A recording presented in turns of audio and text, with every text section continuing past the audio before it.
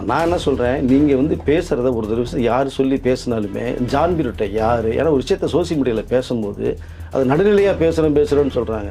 இது நடுநிலையே இல்லை. ஒரு தரப்பு சொல்லி ஒரு தரப்பு நம்ம பேசுகிற விஷயமாக தான் இது பார்க்கப்படுது. சம்மந்தப்பட்டவர்களே சொல்கிறாங்க. ஆனால் இங்கே பெரிய பெரிய சாதாரண ஆட்கள் பேசுகிறாங்கன்னா அரசியல் கட்சி தலைவர்கள் இதை போய் பேச ஆரம்பிக்கிறாங்க. கருத்து சுதந்திரம் இல்லையா, சேனலை தடை பண்ணிட்டாங்க. சில செட்டப் பாக்ஸில் வருது, சில செட்டப் பாக்ஸில் வரல.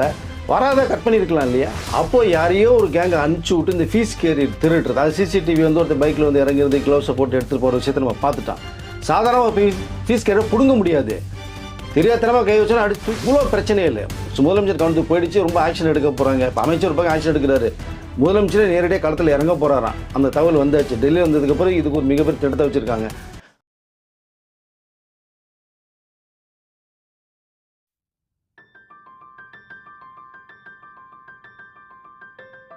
மூத்த பத்திரிகையாளர் வெங்கடேஷ் சார் நம்மள நினைச்சிருக்காரு. வணக்கம் சார். வணக்கம் சார். எங்கே திறந்தாலும் ஒரே பொய்யான செய்திகள், ஏகப்பட்ட அவதூறை பரப்பிக்கிட்டு இருந்தாங்க.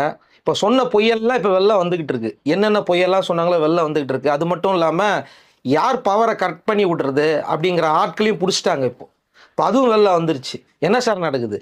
இப்போ ஃபஸ்ட்டு வந்து ஒரு புயலை கிளப்புனாங்க. சோஷியல் மீடியாவில் வந்து நிறைய பேர் பேசுனது, டிவிக்கு கட்சியை அழிக்கணும், விஜய் அவர்கள் முதலமைச்சர் உட்காண்டாங்க, ஒரு 3 மாதம் 6 மாதத்துக்குள்ளே அந்த ஆட்சியை இறக்கணும் அப்படிங்கிற ஒரு டார்கெட் போட்டு நிறைய பேர் பேசிகிட்டு இருக்காங்க. அவர்கள் தான் பேசுகிறது. ஒரு பார்க்க போனால் அவர்கள் சார்பாக ஒரு குரூப் இறக்கி விட்டாங்க. எல்லா கட்சியிலுமே சேர்ந்துள்ள இருக்காங்க. இப்போ 2 நாளைக்கு முன்னாடி ஒரு விஷயம் பார்த்தீங்கன்னா பரபரப்பாக இந்த போதைப் பொருள், அதாவது என்னென்னா அந்த போதைப் பொருளை வாங்குறது, விற்கிறது, இங்கே கடத்தல் பண்ணுறது அப்படின்னு ஒரு குரூப் இயங்கிட்டு இருக்கு. அது இங்கேருந்து இயங்கிட்டு இருக்கு. அவர் பேர் ஜான் பிரிட்டோ. அந்த ஜான் பிரிட்டோ வந்து யாருன்னா, இப்போ வந்து ஈடி அவங்க பேரெல்லாம் விட்டு ஒரு என்கொயரியில் போகிறது மாதிரி இருக்குது. அந்த செய்தி வந்த உடனேயே இங்கே யூடியூப்பில் இருக்கிற 2 பிரபலமானவர்களும் இந்த ஜான் பிரிட்டோ யார், தமிழகத்தில் கலாச்சாரத்தை ஒழிக்கணும்னு சொல்லக்கூடிய ஆட்சி அமைப்பில் இருக்கிறவங்க, அந்த குரூப் தான் போதைப் பொருள் கடத்துறதுக்கு உடந்தையாக இருக்காங்க, இன்னும் மேற்கொண்டு அந்த கலாச்சாரத்தை வந்து வெளிநாட்டுக்கெல்லாம் விற்கணும்னு சொல்லி பரபரப்பாக பேசுகிறது மாதிரி ஒரு தகவலை வந்து ஜான் பிரிட்டோங்கிற வச்சுட்டு பேசும்போது யார் அப்படின்னா, இப்போ அமைச்சராக டிவிகேயினுடைய ஆட்சியில் இருக்கிற பொதுப்பணித்துறை அமைச்சர் இருக்கிற ஆதவ் அர்ஜுனாவுடைய மாமியார் இருக்காங்க இல்லையா, ஒய்ஃபோட அம்மாவுடைய சகோதரர் ஜான் பிரிட்டோ. அவர் தான் போதைப் பொருள் கடத்தல் பண்ணிகிட்ருக்காரு. இப்போ அவருக்கு உறுதுணையாக தான் நம்ம ஆதவ் அர்ஜுனா வந்து நிறைய விஷயம் பண்ணிகிட்ருக்காரு. இப்போது டிவிகேயினுடைய தேர்தல் பிரச்சாரத்துக்கு முன்னாடி மாநாடு போட்டது, செலவு பண்ணது எல்லாமே பார்த்தா அவருடைய பணத்தை எடுத்து அவங்க செலவு பண்ணி கட்சியை வந்து மக்கள் மத்தியில் கொண்டு போய் சேர்த்துருக்காங்க. இப்போ இன்னும் இந்த போதை கலாச்சாரத்தை அதிகப்படுத்துறது மாதிரி ஒரு செய்தி வருன்றது மாதிரி பேச ஆரம்பிச்சிட்டாங்க. இந்த செய்தி வந்து 2 பேர் தான் பேசி ஆரம்பித்தாங்க. அப்படின்னா அடுத்து வரிசையாக குபுன்னு அப்படி இந்த ப்ரொடியூசர் மாதிரி பேசும்போது 51 பேர் வந்து இந்த செய்தியை வந்து பரபரப்பாக பேசுகிறாங்க. இது எல்லாருக்குமே ஒரு ஷாக்காக இருக்குது. என்னடா இது ஆதவ் அர்ஜுனருடைய மாமியாருடைய சகோதரர் ஜான் பிரிட்டோ, அவர் போதைடலாம் அப்படிங்கும்போது திடீர்னு பார்த்தோம்னா யார் அந்த ஜான் பிரிட்டோன்னு சொன்னாங்களோ அந்த ஜான் பிரிட்டோ நேராக வெளியில் வர்றார். வெளியில் வந்து இப்போ அவர் நான் தான் ஜான் பிரிட்டோன்னு சொல்லி மீடியா சந்திக்கும்போது எல்லாருக்கும் ஒரு ஷாக்கு. என்னடா போதைப் பொருள் கடத்துகிற ஜான் பிரிட்டோ வந்து நேரடியாக வந்துட்டார் அப்படின்னு பார்க்க போனால் அந்த ஜான் பிரிட்டோ வந்து ஒரு விஷயத்த பேசுகிறாரு. இப்படி ஒரு பொய்யான தகவலை பரப்பி என்னுடைய குடும்பத்தில் மன உளைச்சலுக்கு ஆளாக்கிட்டாங்க, என்னுடைய பசங்க கேள்வி கேட்குறாங்க, என் மனைவி கேள்வி கேட்குறாங்க, இவ்வளோ பிரச்சனை உருவாக்கிட்டாங்க, நான் உண்டு என் வேலை உண்டு நம்ம இருந்துக்கிட்டு இருக்கோம். ஜான் பிரிட்டோங்கிறது நான் யார் அப்படின்னா அவங்களுடைய சிஸ்டர் பேர் லீமாராஜ் சொல்கிறாங்க, அவங்களுடைய மருமக தான் ஆதவ் அர்ஜுனான்னு சொல்கிறாங்க எல்லாம். என்னுடைய வியாபாரத்தில் நான் என்னுடைய பாதையை பார்த்து நான் போய்கிட்டு இருக்கேன். இப்போ அவர் ஒரு கட்சியிலேயே ஒரு நிர்வாகத்தில் இருக்கார். அப்படி இருக்கும்போது அவர்களுக்குள்ளாக ஐடி விங்கி வச்சுக்கிட்டு நிறைய பேர் வந்து தேவையெல்லாம் பேசி என்ன அசிங்கப்படுத்தலாமல் டிவிகேனுடைய கட்சியில் இருக்கிற அந்த அமைச்சர் ஆதவையும் அசிங்கப்படுத்தி பேசிகிட்டு இருக்காங்க. உங்களுக்குள்ள பிரச்சனைனா நீங்கள் எதை வேணாலும் பார்த்து இங்கே பேசிங்க, என்னையே வம்புக்கு இழுக்கிறீங்க. அந்த போதைப் பொருள் கடத்தல் முன்ன ஜான் பிரிட்டோ வேற, இந்த ஜான் பிரிட்டோ வேற. நான் கேட்குறேன், ஒருத்தர் வந்து உலகத்தில் ஒரு பேரில் தான் இருப்பாங்களா? திருப்பதி சாமின்னு வந்து 1,00,000 பேர் இருப்பான், குப்பன்னு ஒரு 1000 பேர் இருப்பாங்க, சுப்பன்னு 2000 பேர் இருப்பாங்க. அப்போ யாரோ ஒருத்தர் பேர் உள்ளவங்க வந்து இவங்க இருக்கிறான்னா பேசும்போது வந்து ஜான் பிரிட்டோ யார், அவர் எங்கே இருக்கார், இந்த ஜான் பிரிட்டோ யார் அப்படிங்கிறது எடுக்க வேணாம். ஒரு பிஸ்னஸ் மேன் இந்த ஜான் பிரிட்டோ, லீமராஸோடைய சகோதரர், அது கூட தெரியாதா? அப்போது இவர்கள் பேசுகிற ஒட்டுமொத்தமாக எல்லா கட்சியிலுமே இருக்கிறவர்கள் ஒரே பார்வையில் வந்து எல்லாம் பேசுகிறாங்க அப்படின்னா, அப்போ அவர்களை வந்து ஒரு டார்கெட் கொடுத்து நீங்கள் இதை வந்து மக்கள் மத்தியில் செய்தியை பரப்புங்க. அப்போ மக்கள் மத்தியில் போதைப்பொருள் ஒழிக்கணும்னு சொல்கிறவங்க வந்து போதைப்பொருள் விற்கிறதுக்கு ஆரம்பிக்கிறதுக்கு அவங்க தான் ஒரு கேங்காக இருக்காங்களா? லாட்ரின்னு ஒரு பக்கம் ஒருத்தர் பேசுகிறாங்க. இந்த பக்கம் இப்போ புதுசாக போதையை கிளப்புவோம், போதைப்பொருள் விற்கிற குரூப்னு கிளப்புவோம்னு சொல்லி ஒரு சில பேர் வந்து முக்கியமான கட்சிகள் சொல்லி இவர்களுடைய பேச்சு இருக்குது. இங்கே இது சம்மந்தமாக பேச போனோம்னா இதுக்கு பிறகு யாருங்கிறது தெரிய வரும்போது 51 பேர் மேலே போலீஸ் கமிஷனர் அலுவலகத்துக்கு போய் அவர் கம்ப்ளைண்ட் கொடுத்து 51 பேர் சார்ட்டையும் கையில் கொடுத்துட்டார். இமிடியேட்டியாக இந்த அவதூறு வழக்கில் போட்டு நடவடிக்கை எடுக்கணும்னு சொல்லிட்டாங்க. இப்போ நான் என்ன சொல்கிறேன், நீங்கள் வந்து பேசுகிறத ஒரு தடவை யார் சொல்லி பேசினாலுமே ஜான் பீரோட்டை யார், ஏன்னா ஒரு விஷயத்தை சோசியல் மீடியாவில் பேசும்போது அது நடுநிலையாக பேசுகிறோன்னு சொல்கிறாங்க. இது நடுநிலையே இல்லை. ஒரு தரப்பு சொல்லி ஒரு தரப்பு நம்ம பேசுகிற விஷயமாக தான் இது பார்க்கப்படுது. ஸோ இந்த செய்தி வரும்போது தான் இங்கே வந்து இவர்கள் பேசியே மக்கள் மத்தியில் வந்து வீணாக போயிடுச்சு. மக்களுடைய அந்த வெறுப்பை சம்பாரிச்சாச்சு. இப்போ தேவையில்லாமல் புதுசாக பேசிகிட்டு இருக்கும்போது தான் விஜயனுடைய கவனத்துக்கு இது போயிருக்கு, முதலமைச்சர் கவனத்துக்கு. அவர் பேசாமல் நிறைய விஷயங்களை செயல்படுத்தி காமிச்சிட்டு போயிட்டுருக்கார். இப்போ இந்த போதைப் பொருள் ஜான் பீரோட்டை யாருன்னு வெளி உலகத்தை கொண்டு வந்தாச்சு. இப்போ என்ன பண்ண போகிறாங்கன்னா, இப்படி ஒரு பக்கம் வந்து சோசியல் மீடியா 51 பேர் பேசிகிட்டு இருக்கும்போது கருத்து சுதந்திரம் இல்லையான்னு கேள்வி கேட்குறேன். எதுங்க இது கருத்து சுதந்திரம்? ஒரு அசிங்கமாக, ஆபாசமாக, அருவருப்பாக பேசுகிறதா கருத்து சுதந்திரமா? நீங்கள் அரசியல் சம்மந்தம் விமர்சனம் பண்ணுங்க. கட்சி எப்படி நடப்பது, அரசு எப்படி செயல்படுது அதை விமர்சனம் பண்ணுங்க. மக்களுக்கு என்ன தேவையோ அதை பேசுறது ஒன்றும் தப்பு கிடையாது. தனிப்பட்ட முறையில் வந்து நடிகைகளை பற்றி பேசுறது, இப்படி வந்து குறிப்பிட்ட நபரை வந்து இல்லாத ஒரு விஷயத்தை சொல்லி மக்கள் மத்தியில் அவதூறாக பேசி நம்ப வைக்கிறது, இதுக்கு பேர் கருத்து சுதந்திரமே கிடையாது. இது வந்து அவதூறு கருத்துக்கள் அவங்க பரப்புறதா தான் நான் நினைக்கிறேன். இது ஒரு பக்கம் போகும்போது பார்த்தா இன்னொரு இந்த கேபிள் டிவியில் ஒரு பிரச்சனை ஓடிட்டு இருக்கு 2-3 நாளாக. முக்கியமாக ஒரு 3 சேனலில் வந்து தடை செய்யப்பட்டாங்க, சேனல் ஒளிபரப்பு இல்லை அப்படின்னு டப்புன்னு பேசுறது. அது என்ன விஷயம் என்ன விளக்குன்னு எடுத்துகிட்டு மக்கள் மத்தியில் கொண்டு சேர்க்கறது கிடையாது. அதற்கு விளக்கு வந்து அரசு கேபிள் நிறுவனம் சொல்லியிருக்காங்க. டெக்னிக்கல் கோளாறு ப்ராப்ளம்னால அந்த 3 சேனல் ஒளிபரப்புறப்பில் வந்து சில தடைகள் ஏற்பட்டிருக்கு, அது சரி செய்யப்பட்டுருக்கு அப்படிங்கிற விஷயத்தை அவங்க சொல்கிறாங்க. அந்த 3 சேனலுக்குள்ள நிர்வாகமே வந்து இதுதான் சொல்லுது, டெக்னிக்கல் கோளாறுலாம் வரலைங்க, சம்மந்தப்பட்டவர்களே சொல்கிறாங்க. ஆனால் இங்கே பெரிய சாதாரண ஆட்கள் பேசுகிறாங்கன்னா அரசியல் கட்சி தலைவர்கள் இதை போய் பேச ஆரம்பிக்கிறாங்க. கருத்து சுதந்திரம் இல்லையா, சேனலை தடை பண்ணிட்டாங்க. சில செட்டப் பாக்ஸில் வருது, சில செட்டப் பாக்ஸில் வரல, வராத கட் பண்ணியிருக்கலாம் இல்லையா? இப்போ யார் எந்தெந்த துறையில் முன்ன இருந்த ஒரு லிஸ்ட்டில் எல்லாமே இருக்காங்க. பட் அதான் சொல்லிக்கிறேன், நீ ஆட்சி மாறிச்சு அப்படின்னா அந்த ஆட்சிக்கு தான் நியமனம் நடக்கணும். பழைய இதுக்கே நீங்கள் பண்ணீங்க அப்படின்னா தவறுகள் நிறைய நடக்கும். இப்போ அடுத்த ஒரு மேட்டருக்கு இபி பிரச்சனைக்கு ஒன்று வர்றேன். ஸோ இப்போ அந்த கேபிள் மேட்டரில் இப்போ ஓரளவு அந்த பிரச்சனை வந்து முடிவுக்கு வருது. சம்பந்த நிர்மாயமே ஒத்துக்கிட்டாங்க. அதனால் இந்த மாதிரி இந்த போதைப்பொருள் கடத்துறது, போதைப்பொருள் சம்மந்தம் பேசுறது, இந்த ஆட்சியில் நடக்குது அப்படிங்கிற விஷயத்தெல்லாம் பேசும்போது அது வந்து மக்கள் எல்லாத்தையுமே தெளிவாக கேட்டுக்கிட்டு இருக்காங்க, பார்த்துட்டு இருக்காங்க. அவர்களுக்கு புரியும். இவ்வளோ 33 நாள் ஆச்சு இது சம்மந்தம் அவ்வளோ விஷயங்கள் நடக்கிறத பேசவே இல்லைன்னா தனிப்பட்ட முறையிலேயே அடிச்சுட்டு இருக்காங்க போது அந்த மக்கள் வந்து ஏற்கனவே பேசி தான் ஓட்டு வங்கியில் குறைஞ்சி போச்சு, பர்சன்டேஜ் குறைஞ்சிருச்சு. மேற்கொண்டும் பேசி இன்னும் அந்த இருக்கிற ஓட்டையும் கம்மி பண்ணி பர்சன்டேஜையும் கம்மி பண்ணுறதுக்காக எல்லாத்தையும் பேச விட்டு பார்க்கும்போது தான் இங்கே வந்து ரொம்ப வருத்தமாக இருக்குது சார். பொய்யான ஒரு செய்தியை பரப்புறது மக்கள் மத்தியில் வந்து ஏற்றுக்கொள்ளவே முடியல சார். கடந்த ஆட்சியில் வந்து பல பேர் தாக்கப்பட்டாங்க. இந்த ஒரு செய்தி நிறுவனம் இருக்குல்ல, அந்த செய்தி நிறுவனம் வந்து கல்குவாரியில் போகும்போது அடித்து மண்டையெல்லாம் உடைச்சாங்க. அதை பற்றி யாருமே கேட்கல, பார்த்துருக்கீங்களா? அப்போது வந்து இவங்களுக்கெல்லாம் பறிபோகலை, ஊடக சுதந்திரம் பறிபோகலை. அதே மாதிரி வந்து பார்த்தீங்கன்னா ஒரு இடைத்தேர்தல் நடந்தது. அந்த இடைத்தேர்தலில் காலையிலேருந்து நைட்டு வரைக்கும் வந்து பார்த்தீங்கன்னா கூட்டு போயிடுவாங்க, வீட்டிலேருந்து கூட்டு போய் படம் பார்க்க வைப்பாங்க, அப்புறம் கொலுசெல்லாம் கொடுத்தாங்க. இதை வந்து வீடியோ எடுத்தது அந்த செய்தி நிறுவனம். அந்த செய்தி நிறுவனம் வந்து இந்த கொலுசு கொடுத்த விஷயத்தை ஃபோக்கஸ் பண்ணி வெளில விட்றாங்க. வெளியில் விட்டு மக்கள்கிட்ட வந்து வெளிச்சம் போட்டு காட்டுறாங்க.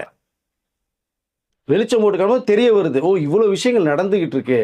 அப்போ அது சம்மந்தம் பார்க்கும்போது அந்த செய்தி நிறுவனத்துக்கே சில நிறைய அந்த ஒயரெல்லாம் பிடுங்கினது, கட் பண்ணது, அவர்கள் மேலே நிறைய பிரச்சனைகளை உருவாக்கின விஷயங்கள்லாம் நமக்கு தெரிய வருது. அப்போ இவர்களுக்கு ஒன்று அது எப்படிங்க நியாயமாக இருக்கும்? அப்போ இருந்த மக்கள் வந்து யதார்த்தமாக எடுத்துகிட்டு போயிட்டாங்க. இன்றைக்கி இருக்கிறது பூரா 2K கிட்ஸு, ஜென்ஸு கிட்ஸு, பூரா இளைஞர்கள் ஃபிங்கர் டிப்பில் வச்சிட்டு இருக்காங்க. இப்போ கூட பாருங்கள், இந்த சிங்கப்பெண்ணில் வந்து அந்த பாடல் ஒளிபரப்புறதுக்கு ஒரு சின்ன பிரச்சனை கிளப்புனாங்க. உடனே கட் பண்ணி இன்னொரு விஷயத்த போடுறாங்க. அங்கே முன்னாள் முதலமைச்சர் உட்காந்துட்டு இருக்கும்போது அங்கே ஒரு கலை நிகழ்ச்சியில் ஒரு பாட்டு வந்து பிரபலமான படத்துலேருந்து ஒரு சாங் ஒளிபரப்புது. அது பாட்டே விழுவுறவே டான்ஸ் நடக்குது. இங்கேயாவது அந்த ஃபோர்ஸுக்கு ஒரு பிஜிஎம் போட்டு அப்படியே ஒரு மாதிரி கூஸ் பம்ப்ஸாக கொண்டு போகிறாங்க. கம்பேரிசன் பண்ணணும், தப்பு இல்லை, பட் நியாயமான இருக்கும். மக்கள் இதை வந்து மக்கள் மேல் முட்டாளாக வந்து எந்த மக்களுமே இல்லைங்கிறத நான் சொல்லிக்கல விரும்புகிறேன் சார். நான் கடந்த முறை இருந்தாங்க, இந்த முறை இனிமேல் கிடையாது அப்படிங்கிறது. சுத்தமாக கிடையாது. நம்ம என்ன பொய் சொன்னாலும் மக்கள் நம்புவாங்கிறது கிடையாது. 3வது நாளே எக்ஸ்போஸ் ஆயிட்டாங்க சார். நீங்கள் இப்போ முன்ன பல விஷயங்கள் மறைச்சிங்க, மக்கள்கிட்ட சொன்னீங்க, நம்புனாங்க, அரசியல் தெரியாமல் இருந்தது, இவர்களுக்கு போயிட்டாங்க சார்.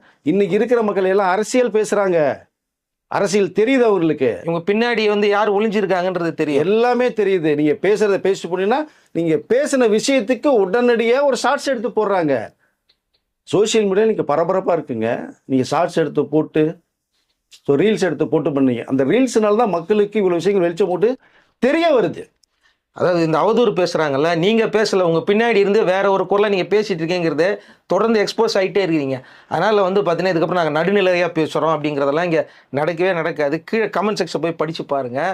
நீங்கள் பேசுகிறது எங்கேருந்து பேசுகிறீங்க, எந்த இடத்து மூலியமாக பேச வைக்கிறாங்கிறத ரொம்ப க்ளீனாகவே எக்ஸ்போஸ் ஆகிருக்கு. நம்ம சொல்லிகிட்டு இருந்தோம், இந்த ஊடக சுதந்திரம் அப்படிங்கிற பேரில் வந்து இந்தமாரி பெண்களையும் குழந்தைகளையும் ஆபாசமாக பேசுபவர்களுக்கு நிறைய பேர் குரல் கொடுக்குறாங்க. பாருங்கள், குரல் விலையை நெரிக்கிறார்கள் அப்படின்னு சொல்லிட்டு அது ஒரு பக்கம் பேசிகிட்டு இருக்காங்க. இன்னொரு பக்கம் இபியில் வந்து பார்த்தீங்கன்னா அரசு பொறுப்பேற்றதுலேருந்தே தொடர்ந்து கரண்ட்டு போகுதுன்னா அப்போ நீங்கள் கவனிச்சிக்கணும் பின்னாடி எவன் இருக்கான்னு. இப்போ அந்த சிசிடிவியோட கையும் குளமாக மாட்டிக்கிட்டாங்க.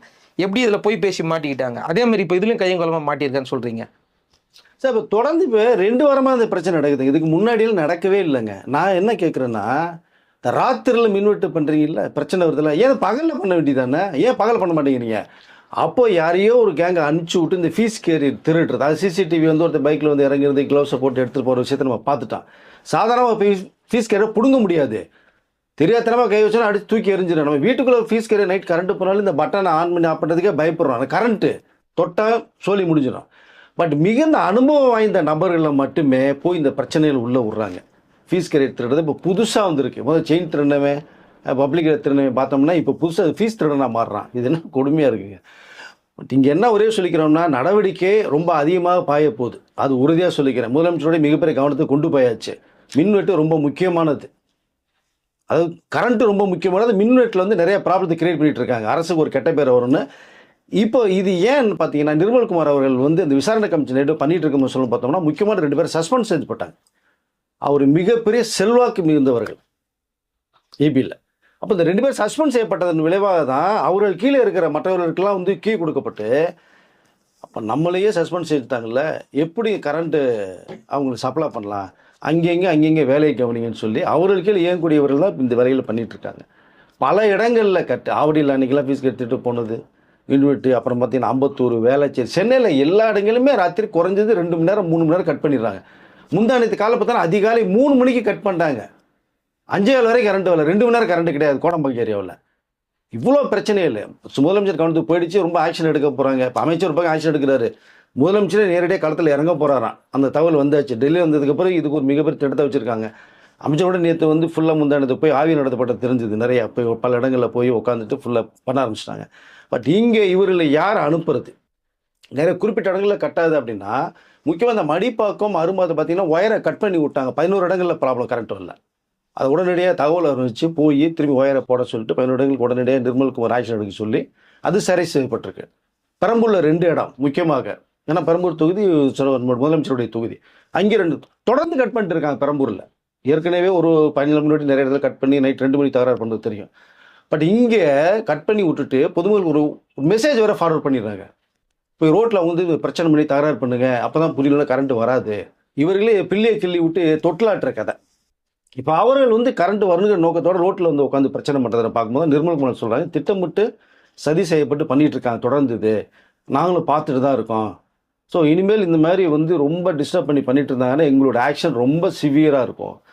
சஸ்பெண்ட் செய்யப்படுறதில்ல, டிஸ்மிஸ் செய்யப்படுறதுக்கு ரொம்ப வேலைகள் போயிட்டுங்கிற அளவுக்கு தான் அமைச்சருடைய ஸ்டேட்மெண்ட் இருக்குது நம்மக்கிட்ட. அந்த மின்வெட்டுங்கிறது தொடர்ந்து வந்துக்கிட்டே இருக்குது. கொஞ்சம் மனசாட்சியோடு செயல்பட்டாங்கன்னா நல்லா இருக்குன்னு நான் சொல்லிக்கல விரும்புகிறேன் சார். இதை மக்கள் கஷ்டப்படுறதை இவங்க பார்த்து என்ஜாய் பண்ணுறாங்க. அது ரொம்ப கொடுமையாக இருக்குது. தமிழ்நாட்டில் நிறைய இடங்களுக்கு மின்வெட்டு போயிட்டே இருக்கு இப்போ. இதை பட் ஏதாவது ஒரு செயலில் இதை பண்ணி அதை பண்ணி இதை பண்ணினா இது என்னன்னா ஒரு ஒரு நல்ல மனசாட்சி மனசுள்ளவங்க வந்து இந்த மாதிரி செயலில் ஈடுபடவே மாட்டாங்க. ரொம்ப ரொம்ப ஏதாவது ஒன்று இறங்கி போய் அடித்து ஒரு விஷயத்த கமுத்தணும் கெட்ட பேருங்கிற நோக்கத்தோட தான் இந்த விஷயங்கள் மின்வெட்டு நம்ம போகிறத பார்க்க முடிஞ்சது இதை. பட் பார்க்கலாம், இவங்களோட ஆக்ஷன் ரொம்ப சீரியஸாக போய்கிட்டு இருக்கு. ஸோ முக்கியமாக இப்போ இன்னொரு விஷயம் பார்த்தீங்கன்னா, திருநெல்வேலியிலையும் உடுமலைப்பேட்டில் இந்த அதனுடைய சிஸ்டம் வந்து ஆப்ரேட் பண்ணிட்டு நிறைய இடங்களில் போனது மாதிரி நிர்மலுக்கு ஒரு தகவல் கொடுக்குறாங்க. இப்போ அங்கே வந்து அதை ஸ்டாப் பண்ணிவிட்டு சென்னை ஹெட் குவார்ட்டர்ஸ்லேருந்து ஆப்ரேட் பண்ணுறது மாதிரி சிஸ்டத்தை கிரியேட் பண்ணுறாங்க இப்போ அதை. ஸோ கண்ணுக்கு தெரிஞ்சு நம்ம ஹெட் குவார்ட்டர்ஸில் இருக்கணுங்கிற நோக்கத்தில் அந்த வேகமாக இவர்கள் ஒவ்வொன்றா பண்ண ஒவ்வொரு வரியில் போய் எதை சரி செய்யலாம், மக்களை கஷ்டத்தை வந்து நிவர்த்தி பண்ணலாம், மின்வெட்டை குறைக்கணும், மின்வெட்டே வரக்கூடாது நோக்கத்தில் வந்து பல வழியில் போராடுறாங்க. ஒருத்தவங்க மக்கள் அதோட வந்து ஒரு நல்ல விஷயத்தை பண்ணும்போது எவ்வளோ தொந்தரவுகள் பண்ணிட்டு இருக்காங்க மட்டும் பாருங்கள். ஆனால் தொந்தரவுகள் வந்து நீடிக்காது, நிலைக்காது. மக்களுடைய குரல் ஓங்கி ஒலிக்க போகுது. டிவிக்கினுடைய அருமையான ஆட்சி போயிட்டுருக்குன்னு எல்லா பேரும் சொல்ல ஆரம்பிக்கிறாங்க. இப்போ ஒருத்தர் சொன்னார்ல சார், ஒரு நடிகர் வந்து சொல்லியிருந்தார், அழுதுருப்பார். அவர் சொல்லியிருந்தார்ல, நீங்கள் வந்து பார்த்தீங்கன்னா எங்களுக்கு ஓட்டு போடல, நீங்கள் கதறுவீங்க, ரோட்டில் வந்து நிற்பீங்க, அழுவீங்க, அப்போ தான் உங்களுக்கு புத்தி வரும். இதுதானே சார் அது? அவர் யார்? சத்யராஜ் தானங்க சொன்னது. நடிகர்னு சொல்லி அதான் தெரியும். நல்லா அனுபவிப்பீங்க, நல்லா அனுபவிப்பீங்கன்னா இதை தான் அவங்க. ஆமாம், அவர் மறைமுகமாக சொல்கிறார். ஏன்னா அவர் வந்து கட்சியில் இல்லை, இருந்தால் நான் தான் சொன்ன கூட அவர் சொல்லலாம். பட் அதான் சொல்கிறேன் இல்லையா, கஷ்டப்படுவீங்க, ஓட்டு போட்டிங்கல்ல, கத்துங்க, கதறுங்க, அனுபவிப்பீங்க அப்படின்னு சொன்னதெல்லாம் பார்த்தா இது வந்து எப்படி பார்க்கறதுன்னா, ஒரு ஒரு விஷயம் வந்து நல்லா செயல்பட்டு போகுது அப்படின்னா நீங்கள் அதனுடைய குறைகள் நிறையில் மக்களுக்கு சொன்னாதாங்க உங்களுக்கு வந்து ஒரு ஒரு அன்பு ஆதரவு கிடைக்கும். பட் இப்படி வந்து பேசுறது, செயல்படுறது, மக்களுக்கு சாபம் விடுறதுன்னா சத்யராஜ் போன்ற ஒரு ஒரு என்ன சொல்ற நடிகர்னே வச்சுக்கணும், மகா நடிகருக்கு வந்து இது வந்து அழகே இல்லைன்னா சொல்லிக்கல விமர்சனம் நடக்குது. ஆனால் அவர் இன்டெரக்டாக சொல்லிட்டு போயிட்டார்ல, நீங்கள் ஓட்டு போடல பாருங்க. அது எப்படி சொல்கிறாரு அப்படின்னா, ரோட்டுக்கு வரீங்கன்னா நான் கரண்ட்டை கட் பண்ணி விட்டுருவோம், நீ எப்படி இருந்தாலும் ரோட்டுக்கு வந்து அழுவாங்கிறத அவர் இன்டெரக்டாக டீகோட் பண்ணிட்டு போயிட்டார். ஆமாம், அதான் ரோட்டுக்கு வந்தானே இப்போ பிரச்சனை பண்ணிட்டு இருக்காங்க. ஏன்னா வீட்டுக்குள்ளே இருக்க முடியாது, வேர்த்து ஊற்றும், தூங்க முடியாது, குழந்தாலும் அப்போ காற்று வாங்குறதுக்கு இந்த ரோட்டுக்கு வரணும். இது வந்து எப்படி சொல்ல தெரியலங்க எனக்கு. ரெண்டாவது இன்னொரு விஷயம் சொல்லிக்கிறேன், இந்த கவர்ச்சின்னு சொல்கிறாங்கல்ல, அவங்களுடைய பார்வையில் எது கவர்ச்சின்னு எனக்கு தெரியல. நான் மக்கள் பார்வையில் என்ன தெரியுமா தெரியுது. நான் நிறைய பேர்கிட்ட பேசும்போது என்னங்க கவர்ச்சின்னு சொல்கிறாங்க, நானே கேட்கும்போது சொன்னாங்க, மக்கள் வச்சுருக்க கவர்ச்சி என்ன தெரியுமா, விஜய் அவர்கள் மேலே அன்புன்ற கவர்ச்சி, பாசன்ற கவர்ச்சி, நட்புன்ற கவர்ச்சி, அண்ணன்ற கவர்ச்சி, தம்பின்ற கவர்ச்சி, வீட்டில் எங்கள் வீட்டு பிள்ளைங்கிற ஒரு கவர்ச்சி. அவர்கள் பார்க்குற கவர்ச்சி இது அன்பு, பாச, நட்பு. இவர்கள் பார்க்குற கவர்ச்சி வந்து அது என்ன சொல்கிறார், அதாவது விஜய் அவர்களே திருச்சி நன்றி தெரிவித்து அது சொன்ன விஷயம் இருக்கு. அதனால் ஏதாவது ஒன்று பேசி ஆபாசமாக பேசுறதுக்கு வேற சோர்ஸஸே இல்லாமல் பேச நம்ம எப்படி பார்க்குறது. இப்போ கூட பாருங்கள், ஒரு பள்ளி விழாவில் அமைச்சர் ராஜ்மோகன் அவர்கள் கலந்துக்கும் போது மேயர் பிரியா அவர்கள் வரும்போது அவருக்கு என்ன மரியாதை கொடுத்தாருன்னு பார்த்தீங்கன்னா, புரோட்டோக்கால் நாங்களே அன்னைக்கு பல்லவி அவர்கள்ட்ட மெழுகுவர்த்தி கொடுத்து அந்த விலைக்கு ஏற்ற விடாமல், அப்படி பார்த்தா ராஜ்மோகன் வந்து இந்த புரோட்டோக்காலை ஃபாலோ பண்ணியிருக்கலாம்ல, ஃபாலோ பண்ணார். ஆனால் அந்த மரியாதை கொடுத்தார் மேயர் அப்படிங்கிறல்ல, அதுக்கு அப்பாற்பட்ட விஷயத்தில் பக்கத்தில் உட்கார வச்சார். சர்டிஃபிகேட்டில் இவர் ஒரு கை பிடிக்கிற அவர் கை பிடிச்சி கொடுக்க வச்சாங்க ஸ்டூடெண்ட்ஸுக்கு. இதாங்க பெருந்தன்மை. இவங்க மக்களுக்கு மரியாதை கொடுக்காதனால தான் மக்கள் பதிலுக்கு இவங்களை மரியாதை கொடுக்காம விட்டுட்டாங்க. அதாவது பதிலுக்கு ஓட்டு போடாம விட்டாங்கன்றத இன்டெரக்டா சொல்றேன். அப்போ நீங்க திருந்த தானே கட்டுவாங்க மக்கள் உங்களுக்கு. இல்லை சார், அப்பவும் திருந்தல சார். திருந்துறதுக்கு வாய்ப்பு இருக்குமான்னு எனக்கு தெரியல. ஆனாலும் நீங்கள் இருக்கிற செயல மக்கள் மத்தியில் உங்களுக்கு ஒரு அன்பு பாசம் வேணும்னா உங்களுடைய ஸ்பீச் வேற மாதிரி இருக்கணும். நிறைய விஷயங்கள் பேசி மக்களே சொல்ல, நீ இப்படி பேசுனதுனால தான் உங்களுடைய அதாவது வாக்குகள் குறைந்தது, பெர்சன்டேஜ் குறைந்ததுன்னு சொல்ல வர்றாங்க. இனிமேல் அவர்களே பார்த்துக்கிட்டு என்னங்கிறது. இப்போ அதே மாதிரி வந்து பார்த்தீங்கன்னா சிங்கப்பெண் திட்டம் வந்து கொண்டு வந்தாங்க. அதையும் சில பேர் வந்து கிண்டல் பண்ணி பேசிக்கிட்டு இருக்காங்க. இவங்க இந்த மாதிரி கிண்டல் பண்ணி பேசுறது, ரொம்ப கேவலமாக பேசுறது சார். அதுக்கப்புறம் அதுவும் வந்து பார்த்தீங்கன்னா இவங்களாம் லேடிஸ் இன்ஸ்பெக்டர்ஸ், பெண்கள் எல்லாருமே அதிகாரிகளாக வர்றாங்க. அவங்க வரட்டும்னு சொல்லிட்டு நீங்கள் பேசணும். இவங்க பெண்கள் வந்து மதிக்கிறதே கிடையாது, உங்களுக்கு நல்லாவே தெரியும். அவங்களே இப்போ வந்து கீழ்த்தரமாக பேச ஆரம்பிச்சிட்டாங்க. சில பேரெல்லாம் நக்கல் பண்ணி நையாண்டி பண்ணி இப்போ திரும்பி ஆக்ஷன் எடுத்தாங்கன்னா ஐயோ ஊடக சுதந்திரம் போயிடுச்சு, எங்களுக்கு ஊடக சுதந்திரம் போயிடுச்சு பதறது. ஆனால் இன்னைக்கு சிங்கப்பெண் திட்டம் வந்து ஆக்டிவேட் ஆயிடுச்சு. என்னென்னலாம் பண்ணிட்டு இருக்காங்க சார்? எதை கிண்டல் பண்ணணும், எதை கேலி பண்ணணும், அசிங்கம் பேசுகின்ற ஒரு வந்து விவசாயம் இருக்காதாங்க. பட் சிங்கப்பெண் வந்து மிகப்பெரிய ஒரு கனவு. தமிழக முதலமைச்சராக வந்தது பிறகு 3 கோப்பையில் ஃபஸ்ட்டு போட்டது. அது ஒரு 10 நாள் தள்ளுனதுக்கே பார்த்தீங்கன்னா அவ்வளோ பேச ஆரம்பித்தாங்க. சிங்கப்பெண் சொன்னதோட சரியா அவ்வளோதானா, சிங்கப்பெண் அவ்வளோதானா அப்படிங்கிற மாதிரிலாம். பட் அந்த இனாகரேஷன் பண்ணும்போது எப்படி நடந்ததுன்னு உங்களுக்கு தெரிய வரும். பட் சிங்கப்பெண்ணுக்கு ஐஜியாக பவானீஸ்வரி மேடம் வந்து நியமிக்கப்பட்டிருக்காங்க. ஸோ அவர்களுக்கு கீழே பார்த்தோம்னா நிறைய அதிகாரிகள் நியமிச்சு தமிழ்நாட்டில் 270 டீம் ஃபார்ம் பண்ணுறாங்க. 270 டீமும் தமிழ்நாடு பூரா அங்கங்கே டிவிஷனை பிரித்து போகிறாங்க. அவங்களுடைய வேகம் 24 ஹவர்ஸ் இயங்கக்கூடிய சிங்கப்பெண்கள் செலக்டிவாக பண்ணியாச்சு. 2545 பேர் வந்து இந்த நியமிச்சிருக்காங்க. 70 இடங்களில் ஃபஸ்ட்டு ஃபார்ம் பண்ணி போயாச்சு டீம். 357 கோடி ரூபாய் இன்வெஸ்ட்மெண்ட் பண்ணிருக்காரு தமிழக முதலமைச்சர் சிங்கப்பெண் சிறப்பு அதிரடிப்படைக்காக. இன்னும் ஸ்பெஷல் ஃபோர்ஸ் இறங்க போது இன்னும் நிறைய பெண்கள் உள்ளே வர போகிறாங்க. இவர்களுக்கு வந்து அடுத்த கட்டமாக இன்னும் பல ட்ரைனிங்லாம் கொடுத்து விரைவில் கொண்டு போகிறது மாதிரி ஐஜி பவானீஸ்வரி அவர்கள் வந்து பேசின விஷயம் ஒன்று இருக்குது. பட் இங்கே பொதுவாக பார்க்க போனால் நேற்றுலேருந்து இந்த சிங்கப்பெண்களுடைய அந்த அதிரடி ஃபோர்ஸ் வந்து இந்த களத்தில் இறங்கிட்டாங்க. பஸ்ஸெல்லாம் போய் ஆரம்பித்து நிறைய மக்கள்கிட்ட பேசின ஒரு விஷயங்கள் இருக்கும்போது அவர்களுக்குன்னு இப்போ ஒரு நம்பர் கொடுத்துட்டாங்க. பொதுவாக ஜென்ரலாக வந்து 100 121 1091 இருக்குது. பட் அதை தவிர இப்போ 181 அப்படிங்கிற நம்பர் ஒன்று கொடுத்து ஸ்பெஷலாக நீங்கள் போட்டோன்னா அது இம்மிடியட் ஆக்ஷன் ஸ்பாட்டில் இங்கே இருக்கிற டக்குன்னு கனெக்ட் பண்ணி உடனே உள்ளே இறங்கிடுவாங்க. தனி இதுக்குன்னு ஒரு சிஸ்டம் கேபினை அமைச்சிட்டாங்க ஃபுல்லாக பார்க்குறதுக்கு. ஐஜி அவர்களோட நேரடி பார்வையில் தான் இது இயங்கும். வேறு தமிழக முதலமைச்சர்களுடைய நேரடி பார்வையில் இருக்குது. ஐஜி அவர்களுடைய கண்காணிப்பில் ஃபுல்லாக இயங்க போகுது. இதை முக்கியமாக இந்த காலேஜ், பள்ளி, shopping mall, theatres, bus stand இங்கெல்லாம் வந்து யூனிஃபார்மோட போகிற பெண்கள் ஒரு பக்கம், யூனிஃபார்ம் இல்லாமல் நார்மலாக காஸ்டியூம்ஸ் அவங்களுடைய வந்து டெய்லி யூஸ் பண்ணுற காஸ்டியூமோட போய் அங்கே நின்று பாதுகாப்பு கொடுக்குறது மாதிரியான அந்த ஒரு சிஸ்டம் இது. அவங்களுக்கு சிஐடின்னு கூட சொல்லலாம்னு வச்சுங்களேன். பட் இந்த நேரத்தில் வந்து இந்த இனிமேல் கிண்டல் பேசுறது, கேலி பேசுறது, ஈவ்டீசிங் பண்ணுறது, பெண்களை தூக்கிட்டு போகிறது, செயின் ராபரி, அப்புறம் சிறுமிகளை காரில் ஒரு வேலை நடக்காது. இனிமேல் பெட்ரோலில் ஃபுல்லாக 24 ஹவர்ஸ் ரோலிங்கில் இருக்காங்க. அவர்கள் என்று ஒரு ஸ்பெஷல் மைக்கு கொடுத்தாச்சு, ஒரு கேமரா இயங்குது, ஒரு ட்ரோன் மிட் நைட்டில் போகும். பார்த்தீங்கன்னா அவங்களுடைய மொத்தம் பார்த்தீங்கன்னா கிட்டத்தட்ட 250க்கு மேற்பட்ட ஜீப்புகள் புது காரை வந்து இறக்கியாச்சு. அதில் ட்ரோன் இருக்கும். 40 ட்ரோன் இறக்கிட்டாங்க. போக முடியாத இடத்துக்கு வந்து ஜீப் ஒரு இடத்துக்கு கரடு முரடாக போக முடியலன்னா இவனுக்கு தான் இந்த காட்டுக்குள்ளேயும் இந்த சவுக்கு தோப்புகளும் கொண்டு போயிடுறானுங்க, கடத்தி கொண்டு போயிடுறானுங்க. மோசமாக பயப்பு இல்லையா? அவங்கள கடத்திட்டு போகிறத வந்து பார்க்குறதுக்கு ட்ரோன் வந்து இயங்கும் வரும். அந்த ட்ரோனை வச்சு கரெக்டாக உள்ளே போயிடுவாங்க. ஸோ இப்படி வந்து பல திட்டங்களை இது வரைக்குமே இந்த மாதிரி ஒரு சிஸ்டம் எந்த ஆட்சியிலையும் நடக்கலை. ஆனால் மகளிர் காவல் நிலையம்னு ஒரு காவல் இயங்கிக்கிட்டு இருக்கு. அதற்குள்ளே கம்ப்ளைண்ட் வரும்போது அது சிறப்பாக செயல்பட்டு மாற்று கருத்து இல்லை. அதனால் இந்த ஃபோர்ஸ் தனியாக இயங்கும். இதுக்குன்னு தனித்தனி அதிகாரிகளை போட்டாச்சு, நேரடி பார்வையில் இயங்கும்.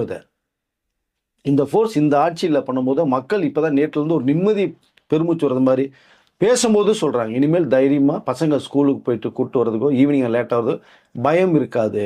மஃப்டியில் சுற்றுறாங்க பசங்க. இது வரைக்கும் நீங்கள் ஏதோ பண்ணிட்டீங்க, ஓகே, கிண்டல் பண்ணுறது, கேலி பண்ணுறது, இனி பண்ணாதீங்க. உங்களுக்கும் குடும்பத்தில் அம்மா இருக்காங்க, சகோதரி சகோதரர் இருக்காங்க. அதை நீங்கள் கொஞ்சம் யோசித்து தரணும் ஃபஸ்ட். அதை நான் சொல்லிக்கல விரும்புகிறேன். நான் இதை முதலமைச்சருடைய கவனம் அதுதான். தமிழகத்தில் பெண்கள் பாதுகாப்பு ரொம்ப ரொம்ப ரொம்ப சிறுமிகள் குழந்தைகள் முக்கியம்னாங்க. இந்த திட்டம் அறிவான திட்டமாக எல்லாருடைய பரிமனுக்கு இது வந்து அடுத்தடுத்து வந்து இந்திய பல மாநிலங்களுக்கும் இந்த திட்டம் போகிறதா ஒரு தகவல் வந்திருக்கு. சிங்கப்பெண் சிறப்பு அதிரடிப்படை மாதிரியே அந்தந்த ஸ்டேட்டுக்கும் டெவலப் ஆகிறது மாதிரி இருக்கீங்க. இப்படி ஒரு முதலமைச்சரை பார்க்க முடியலேன்னு சொல்லி இந்தியாவே பேச ஆரம்பிக்கும். இந்திய அரசியல் தலைவர் நிறைய பேர் அல்ல மக்கள்கிட்ட வந்து திரும்பியும் கிண்டலும் கேலியும் பண்ணி இறக்கி பேசுறதுங்கிற நோக்கம் இனிமேல் எடுபடாது. என்ன சின்ன சின்ன விஷயங்கள் இப்போலாம் அதுவும் எடுபடாது, எல்லாமே சரி செய்யப்படும். பட் இப்படி ஒரு முதலமைச்சர் கிடைத்தது தமிழகத்திற்கு வரப்பிரசாதம் சொல்லி மக்கள் பேசுகிறாங்க சார். மக்கள் பேசுகிறத நம்ம பப்ளிக் சேனல் மூலம் நம்ம நேரலுக்கு சொல்ல வரோம். நிறைய விஷயங்கள் சொல்லியிருக்கோம். நம்ம நேரில் எதுங்கிறதோட கருத்துக்களை சிங்கப்பெண் இறங்கியாச்சு. உங்கள் ஏதாவது நடக்குதுன்னா 181 உடனே கம்ப்ளைண்ட் பண்ணுங்கள். உடனடியாக உங்களுக்கு பாதுகாப்போ எந்த இடத்துக்கு ஸ்பாட்டுக்கு வர்றாங்களோ உங்களுக்கு வந்து அந்த ஹெல்ப் கண்டிப்பாக நடைபெறுங்கிறத நான் சொல்லிக்க விரும்புகிறேன். ஒரு சிறப்பான முதலமைச்சரை மக்கள் தேர்ந்தெடுத்திருக்காங்க சார். Okay sir. எந்த அளவுக்கு வந்து பார்த்தீங்கன்னா இவங்க பொய்யான செய்திகள்லாம் பரப்பிட்டு இருந்தாங்கிறது தெரிஞ்சு போச்சு. இன்னும் அடுத்து நிறைய வச்சுருக்கோம். என்னென்ன திரும்ப எதனா பொய்யான செய்திகள்லாம் இருக்குதோ சொல்லுவாங்களே, இந்த ஃபேக்ட் செக் பண்ணுறது அப்படின்னுவாங்கல்ல, அது ஃபேக்ட் செக் பண்ணி நாங்களே கொடுக்குறோம், நீங்கள் வேணால் பாருங்கள். கண்டிப்பாக இனிமேல் பேசும்போது எது உண்மை பொய்ன்னு பார்த்தெல்லாம் பேச மாட்டாங்க. திரும்ப அதை பேசிக்கிட்டு தான் இருப்போம் அப்படின்றது சொல்கிறாங்க. அது அவங்களுக்கு கவனிக்கிறாங்க, அவங்க பாட்டு செய்கிறாங்க. அது விடுங்க, நம்மளுக்கு அது வேண்டாம்.